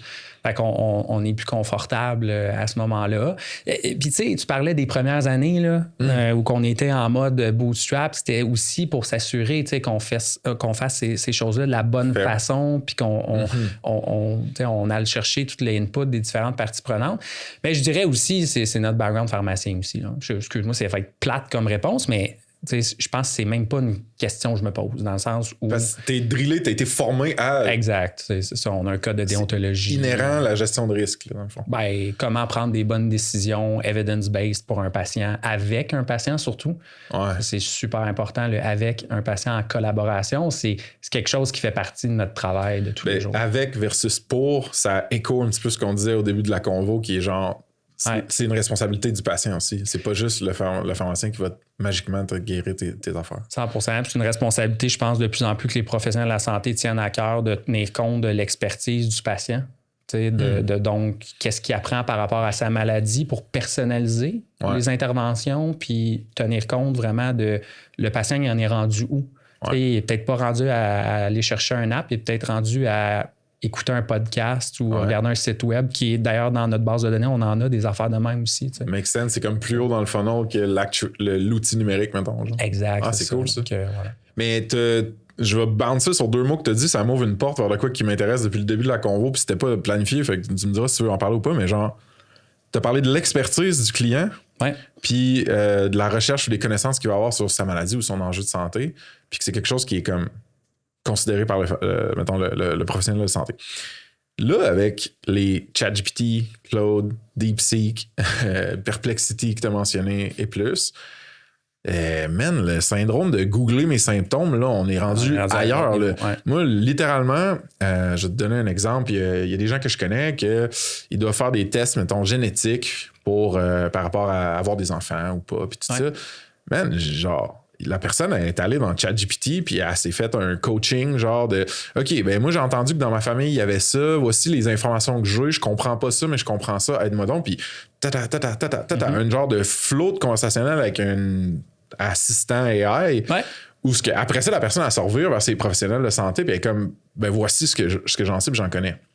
Ceci étant dit, est-ce que ces AI-là pourraient somehow disrupter ton modèle? Parce que je me dis, toi, ça rely beaucoup sur les applications. Mais si, avec des agents plus généralistes d'intelligence artificielle, on n'avait pas besoin de 3, 4, 5 applications personnalisées, mais d'avoir des formules ou des remèdes ou des recommandations qui sont personnalisées à moi parce que je chatte toujours avec cet AI-là anyway. Peut-être que j'ai pas besoin de downloader Quinoa parce que fucking Claude va me le faire, mon plan de nutrition. Je mets ça très grossier, mais mettons, ça sonne-tu une corde, ça, genre? Clairement, c'est une excellente question. OK. Puis j'ai vu ton édito ce matin sur le fait que le AI pourrait disrupter les SaaS. Clairement, c'est une question qu'on s'est posée. Je vais essayer de déconstruire parce que c'est très multilayer. Ouais, t'as raison. Mais je te l'ai dit en début d'entrevue, moi aussi, fait que j'aime ça. Donc, la première chose, de façon macro, OK? Rapide, simple. Le AI, ce qui va disrupter notre modèle, plus ou moins, parce que nous, au contraire, c'est une opportunité. En fait, que notre client, au lieu de déployer un site web interactif par rapport à choisir une app, ce qu'il déploie dans AppGuide avec le SaaS, c'est un outil de AI basé sur un LLM qui permet d'encore plus personnaliser la recommandation d'outils qui est à même notre base de données. Fait que brancher un LLM sur notre database, puis avoir un de nos clients qui en fait, configure les paramètres de son LLM pour que le patient se fasse recommander les bons produits.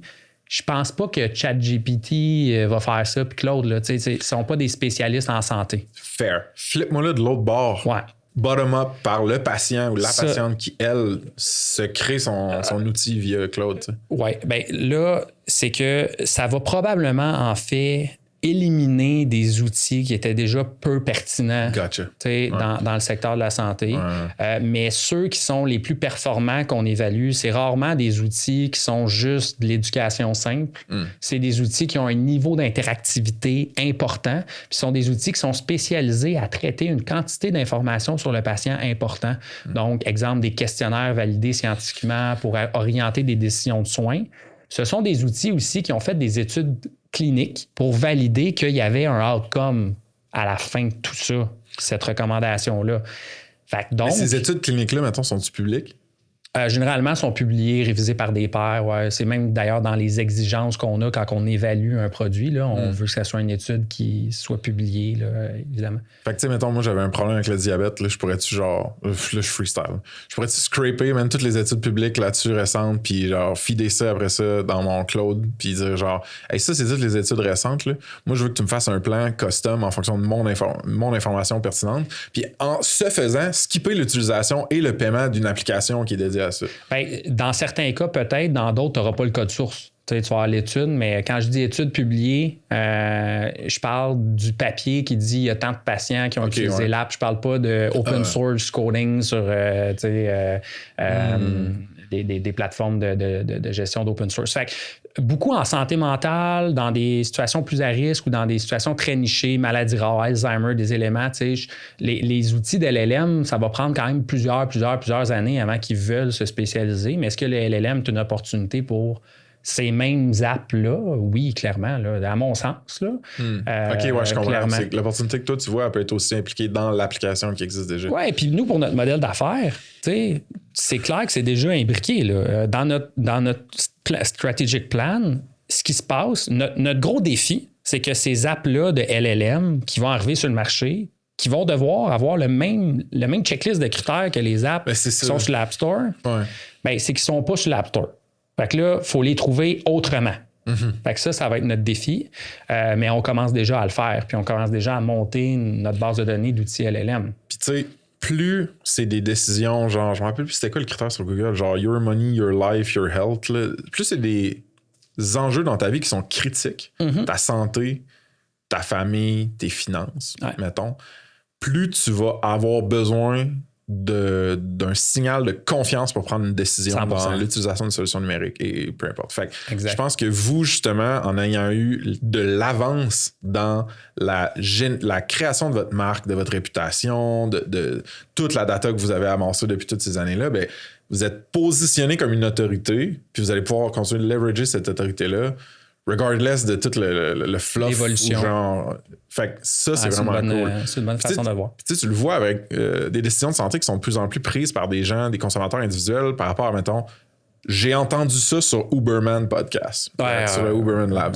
Puis je te dis pas que c'est bon ou pas de faire ça. Je te dis juste que il y a tellement de fucking bruit sur comment gérer ma santé, surtout post-COVID, où est-ce que la moitié du monde sont comme fuck toutes les institutions, je fais plus confiance à n'importe qui que ça rôle. Puis il y a du cynisme. Puis il y en a qui sont comme non, au contraire, c'est les institutions qui nous ont sauvés, sinon on serait tous morts ou ils ont sauvé ma grand-mère, peu importe. Là, je fais ça caricatural tout le monde. C'est vrai, je prends pas position. T'as raison. Là.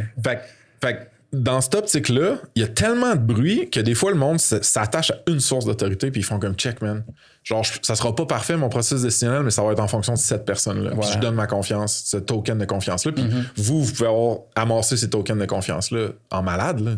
Oui, c'est une vision aussi long terme. Tu sais, présentement, on est en B2B2C. Éventuellement, on se questionne. Est-ce qu'on va aller en direct consumer aussi, éventuellement? Tu sais, c'est quelque chose qui nous chicote. On pense que dans plusieurs années, on risque d'être plus en direct consumer puis que nos clients vont évoluer dans le SaaS puis que ce qu'ils vont acheter, finalement, c'est de la donnée sur comment l'app a performé chez le patient. Wow. Donc, est-ce qu'elle a amélioré sa santé pour de vrai? Insane, puis, ouais. Évidemment, dans le respect des normes. Puis, ouais, c'est ça, exact. Là, on est des experts dans le compliance, dans ce secteur-là. Fait qu'on fera pas ça n'importe comment. Mais ça, c'est vraiment notre next plan là, of action là, dans la prochaine année. C'est hâte de voir justement que vous n'avez pas une vision statique de votre truc puis qu'elle est en mouvance avec ce qui se passe dans la tech puis dans la santé. Pas le choix. Là, surtout dans un secteur qui est en transformation rapide comme la health tech. Là, puis avec l'arrivée des outils d'IA, c'est encore plus. Là. Je peux te poser une question? C'est juste ça que c'est ça ma job. Je vais te poser une question. Les pharmaciens d'aujourd'hui, mettons. Ouais. Ils utilisent ça, les ChatGPT, Claude de Sonde. T'as pas besoin de nommer personne, évidemment, là, mais genre, ils s'aident-tu des LLMs? Ouais. Ouais. Ouais. À quelques niveaux. Quelques niveaux, genre. Ouais. Pas pour écrire un petit courriel, là. Je parle pour genre. Ouais, c'est moins. Livraison de soins, moins, non.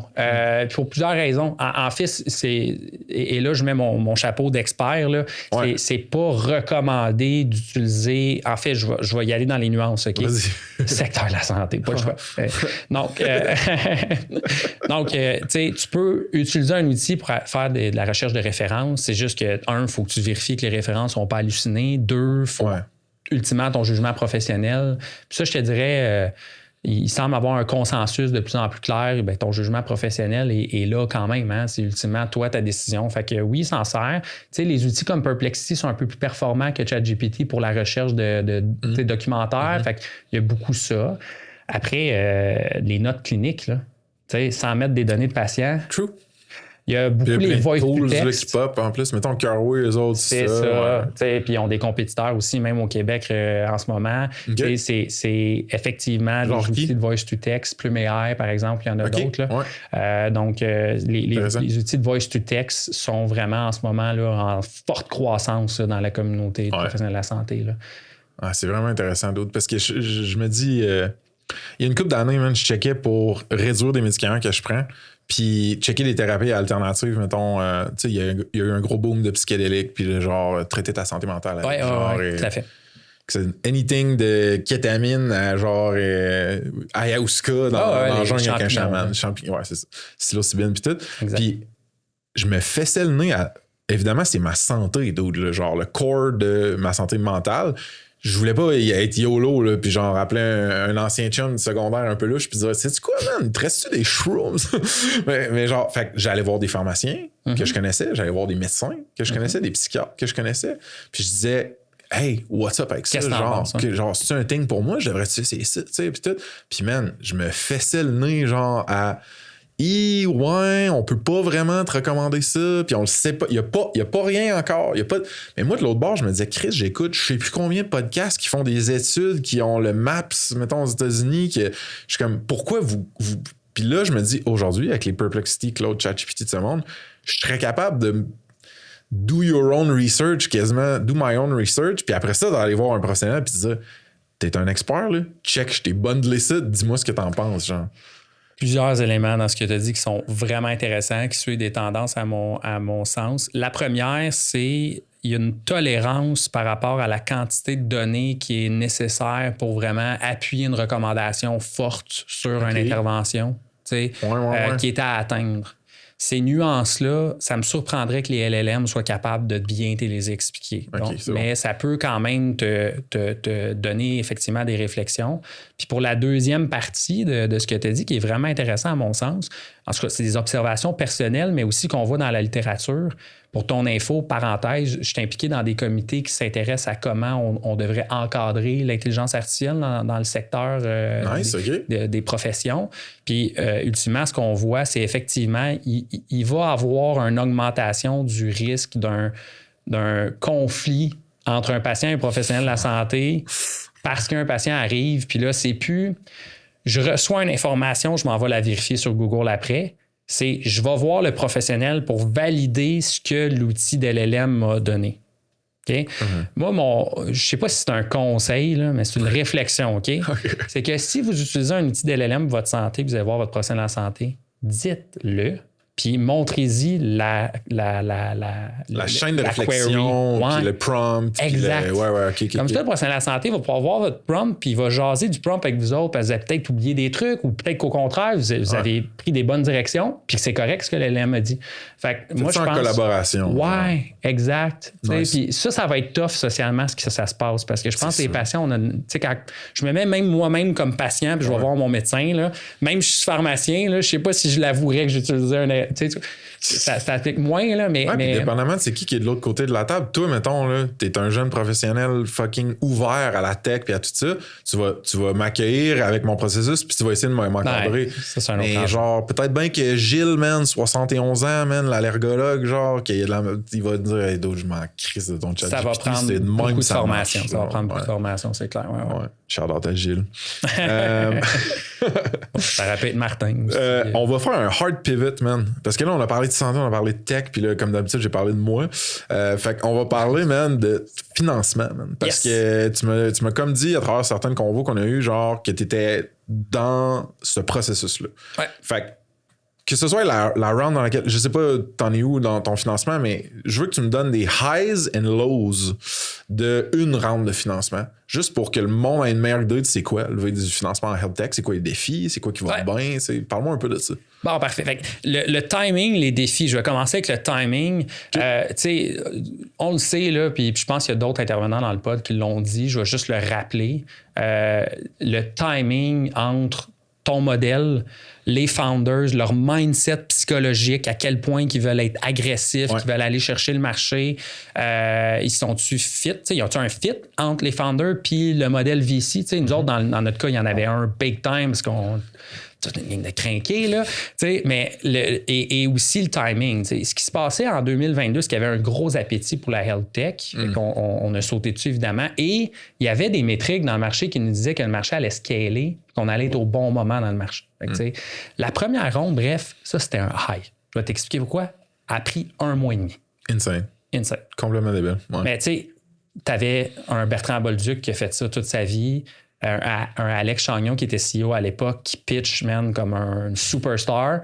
Puis t'avais un modèle opérationnel que j'avais monté, shout out to me, super efficace. Puis un processus d'évaluation, puis un processus qui était très, très, très cost-effectif pour nos clients. Fait que, tu sais, c'était excellent. C'est un plateau d'argent, l'opportunité d'investissement. Ouais, c'est ça. Tu sais, surtout early stage, parce que tu as comme beaucoup de validation qui avait été faite. Tu sais, contrairement à genre, je vais te chercher un chèque. Souvent, à health tech, le défi, c'est que tu arrives aux investisseurs avec un pitch deck, tu leur dis, je vais faire ça, puis je vais le valider de même, puis ils disent, ouais, mais je te paye pour aller faire une étude.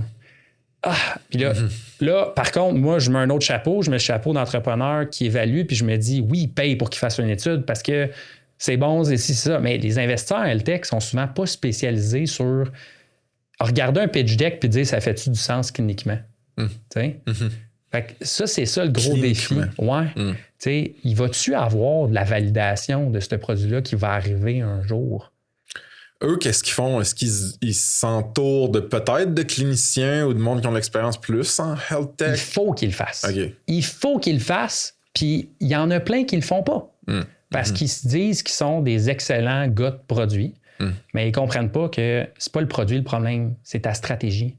C'est ta stratégie parce que tu sais pas comment ton produit va être utilisé au final par un patient. Tu sais pas comment il va s'imbriquer bien dans le système de santé, distribuer. Le plan de validation scientifique qu'il faut que tu fasses pour atteindre la proposition de valeur que tu veux.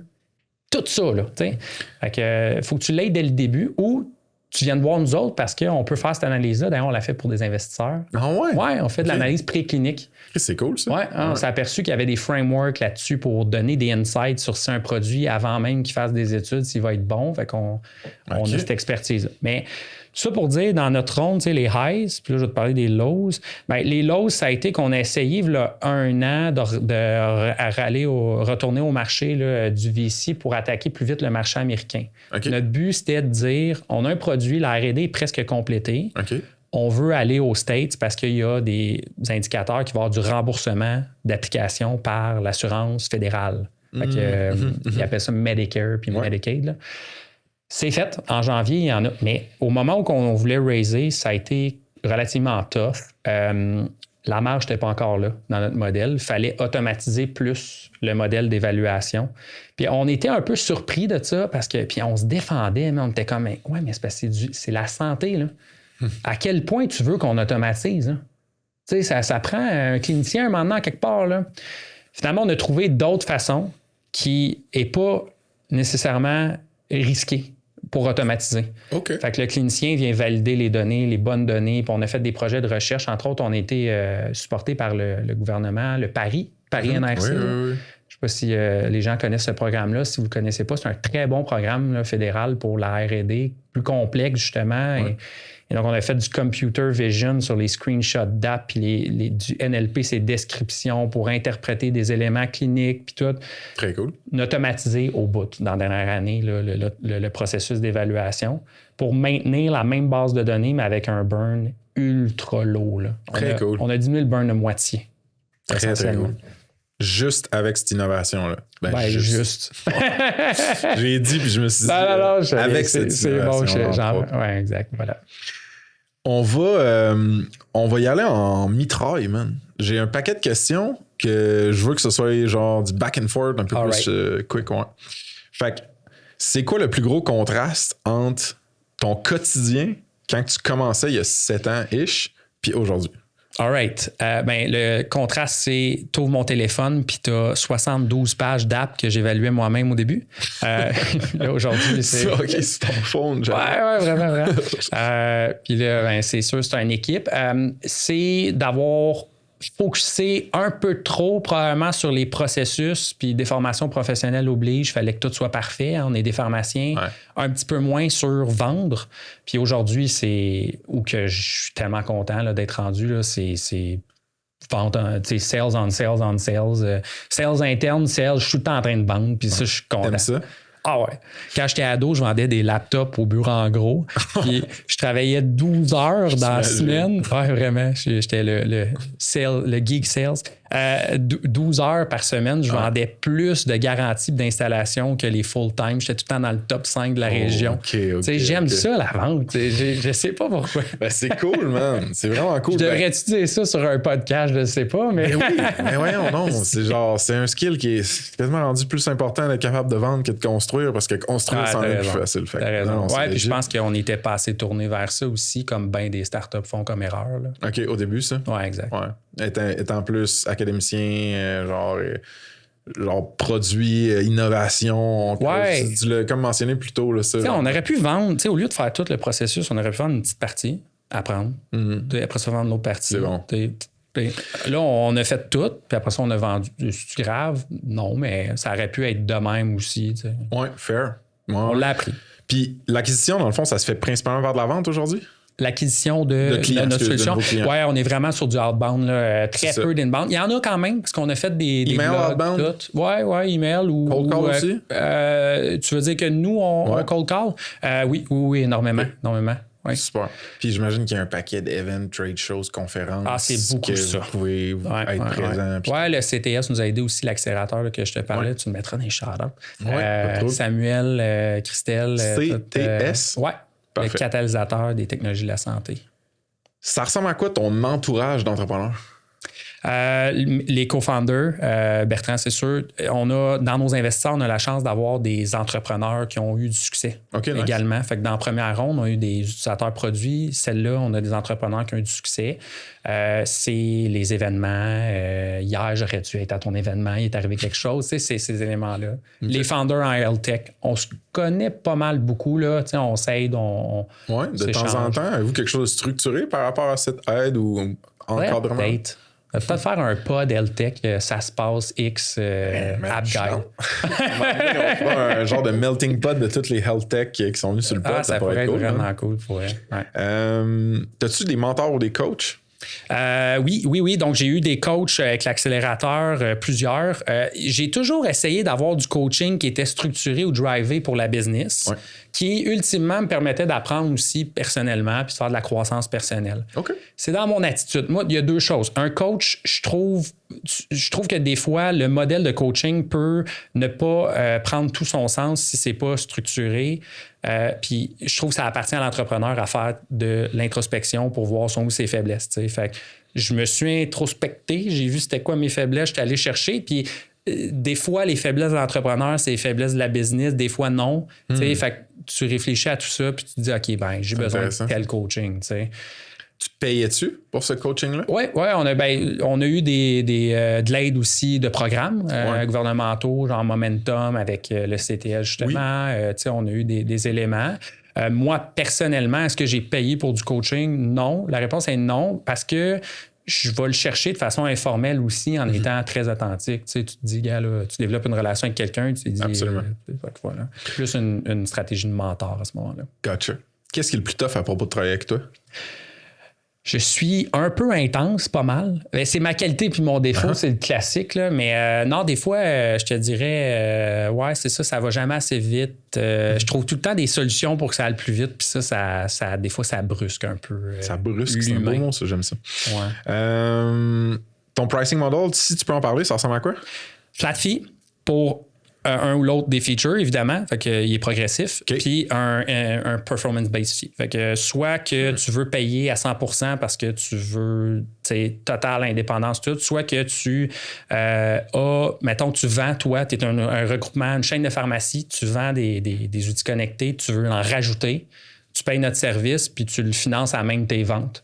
Toujours le client qui nous paye, l'organisation de santé, pas les fournisseurs. Ouais, parce que là, ça créerait un biais si c'est les créateurs d'app qui te... Voilà. Ceci dit, on a eux, tu touches pas à rien de leur revenu, dans le fond. Tu veux dire les apps? Non, c'est ça, aucunement. Aucunement. C'est quand c'est disponible, ça se passe via leur entente. Mais qu'est-ce que ça veut dire performance-based dans le cadre de, mettons, AppGuide ou... Un exemple, c'est OK, tu as AppGuide pour faire ta propre collection. Ben, y a-tu des patients qui finissent par les downloader, les apps? Ah, c'est bon, je te file. Parfait. Ouais. Trouves-tu ça tough, trouver du bon monde puis les garder? On a été chanceux, nous autres, de trouver. Fait que je te dirais, c'est drôle, tout le monde répond non. Tout le monde répond oui, c'est tough. Moi, je vais te dire non. Okay. Non, ça n'a pas été tough. Je pense qu'on a une belle purpose, une belle mission. On est sélectif aussi. Okay. On l'a déjà... Peut-être, on a une culture qui est drivée là, beaucoup plus comme une start-up maintenant. Là, dans le temps qu'on faisait du service, peut-être un peu moins. Là on peut pas... On a fait l'erreur d'embaucher du monde qu'on n'avait pas le temps de driver sur une mission, puis un élément très scopé, puis ça... Ou à l'inverse, leur laisser assez de créativité pour être capable de step up dans le rôle. T'sais, on a fait cette erreur-là, je pense. Non, c'est pas difficile. Okay. Mais garder, certainement. Moi, je pense que c'est une question d'incitatif. Les ESOP et tout, on a tout... Vous avez un plan de Employee Stock Option Plans qui est comme... Voilà, puis 100%. Puis si on embauche, bien, c'est sûr qu'on va faire des embauches avec on va prendre le temps de vérifier qu'il y a un fit avec le profil, le rôle, puis les conditions sont bonnes pour cette personne également. Dépendamment du rôle, j'imagine que tu n'es pas obligé d'avoir de l'expérience comme professionnel de la santé ou quoi que ce soit. Mais il y en a-tu? Parce que je sais qu'avec Impego, c'est intéressant, ça. Il y a plein de monde qui joue un rôle product, qu'il y a une formation de pharmacien aussi. J'adore comment Phil a réfléchi à ce que son team Customer Success puis les Product Managers aient une expérience pharmacien. Son produit est très campé sur des besoins très, très terrain, précis. Fair. Ce qui fait que c'est très justifié et nécessaire dans son cas. Nous, on est dans des pôles d'expertise un peu plus macro liés à de la gestion d'innovation, évaluation. Fait que ça prend des profils différents. Mais oui, on a des professionnels de la santé depuis le début qui travaillent avec nous. D'ailleurs, on a le ESOP, on l'a utilisé au début pour une vingtaine de professionnels de la santé là, qui nous a aidés dans le processus d'évaluation puis tout. Ils travaillent encore des fois sur des dossiers avec nous là, contractuellement. Au même titre que Braver, Matt Damour et Marie-Lou, mettons, je pense qu'eux autres, au niveau financement, il y a eu des anges investisseurs qui étaient plein de professionnels de la santé qui ont comme été des power beta users. Même chose pour nous. Là. Nos premiers users, on a eu un fail, parenthèse. Au début, on voulait que ça soit le pharmacien qui paye, puis nos premiers users qui avaient payé pour, ils étaient investisseurs aussi. Là. On s'est aperçu que ça n'allait pas scaler. On a changé de modèle. Où est-ce que tu vois la compagnie dans 5 ans? Yes. Dans 5 ans, je pense qu'on va être encore plus dans tout ce qui est les soins. Là. Fait que AppGuide, il va y avoir plein de sites web partout faits par AppGuide. Éventuellement, peut-être on va être un Spotify de toutes ces listes-là. Toutes ces playlists d'apps de différentes organisations. Très intéressant. Avec un modèle un peu plus inspiré des marketplaces puis du data aussi qu'on va chercher en lien avec la satisfaction des patients sur les produits, le outcome clinique. Moi, je vois là une importance capitale parce que c'est beau recommander un produit puis l'évaluer en amont d'une recommandation, mais l'évaluer en continu avec des données réelles sur ça a-tu mené un impact. Puis des données genre, très, très valuable, genre, qui sont pas faciles à aller chercher. Non, ça va valoir de plus en plus cher. Ouais. All right, man. Encore une fois, en Mitral, qu'est-ce qui est le plus tough versus le plus le fun dans le business right now? Le plus tough en ce moment, c'est qu'on est comme dans l'hybride où il faut aller chercher absolument. On est comme dans le focus sur les ventes puis le VC, le closure d'une ronde. Fait que ça, c'était les derniers mois. Puis ça, on pourrait s'en jaser 1 heure là, sur tu focuses sur ta ronde, tu focuses sur ça, tu fais les deux. Moi, je suis un gars qui fait les deux puis il y a plein de raisons pour ça. Mais je pense qu'il reste moins de temps sur ton pod. Mais essentiellement, c'est le gros défi. C'est le time management qui vient avec ça, puis la multiplication des contextes, parce que, tu sais, moi, puis Nick, puis le reste de l'équipe, on s'occupe aussi des ops, puis tout le reste. Là. Le défi qui s'en vient, ça va être vraiment structurer autant la culture, la stratégie pour l'embauche de personnes clés qui vont nous aider à avoir un modèle qui va scaler par lui-même. Là. Fait que, tu sais, work on the business, not in the business. On se set up déjà depuis 1 an et demi pour ça, puis on le prépare. L'exécution de ça, là, c'est ça qui va être, je pense, le défi. Le plus le fun? Ah ouais, clairement. Mais c'est ça que tu dirais qui est le plus le fun en ce moment? En fait, oui, parce que j'ai toujours cru à ce concept-là de work on the business. Puis c'est pas une question d'être paresseux, là, c'est une question que fondamentalement, je pense, puis c'est très, très simple comme commentaire peut-être, mais tout est une question de culture. Si tu drives une vision, une culture, puis tu mets en place des processus avec ton équipe, puis en réflexion, tout est processus ultimement, puis tout est culture, les gens vont être capables d'être impliqués au bon endroit. Ils vont le savoir. Tu n'as pas besoin des micromanages tout le temps. Là. Ça serait comme le base layer de genre ta chance de succès, c'est la culture. Il faudrait que je réfléchisse à ça. Je pense que oui, ultimement. Non, mais ça fait du sens, ça résonne. Qu'est-ce qu'on pourrait faire pour rendre ça se passe plus utile pour toi ou ta team?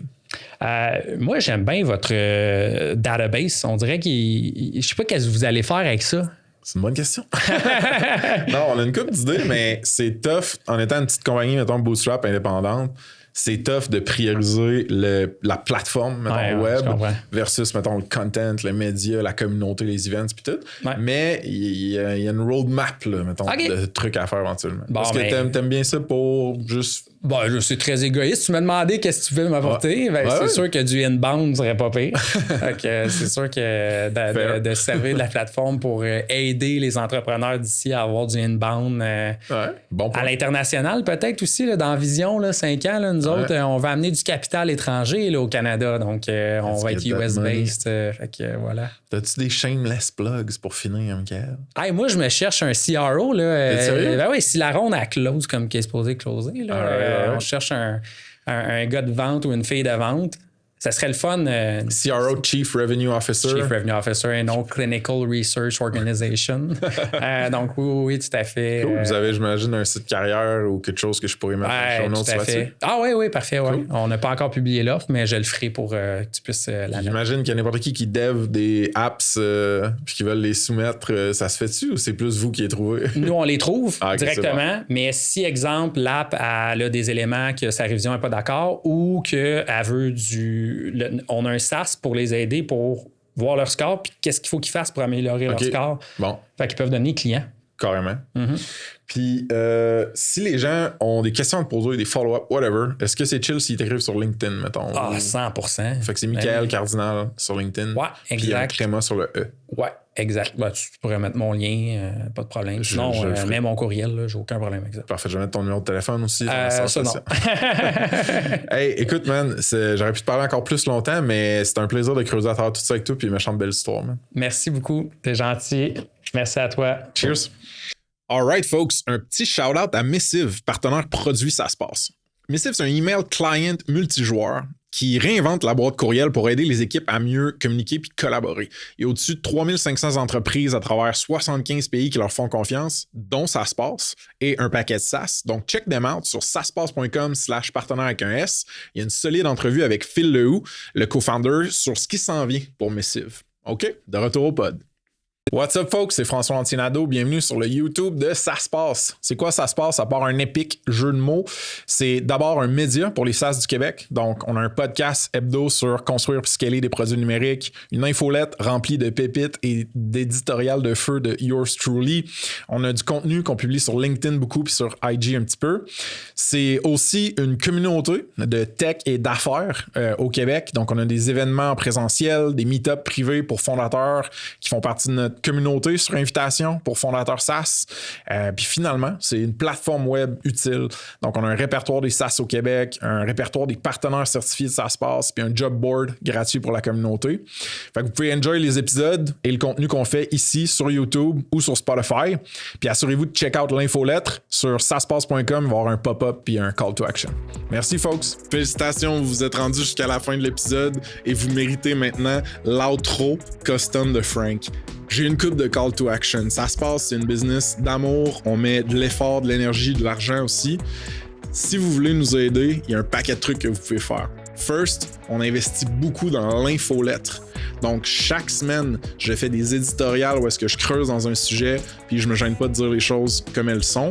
Vous pouvez vous abonner sur le site web, saspace.com, il y a l'onglet infolettre. Puis il y a aussi la call to action box à la fin de la page d'accueil. Donc, checkez ça. Sinon, si vous avez un SaaS au Québec, vous pouvez l'inscrire à notre index.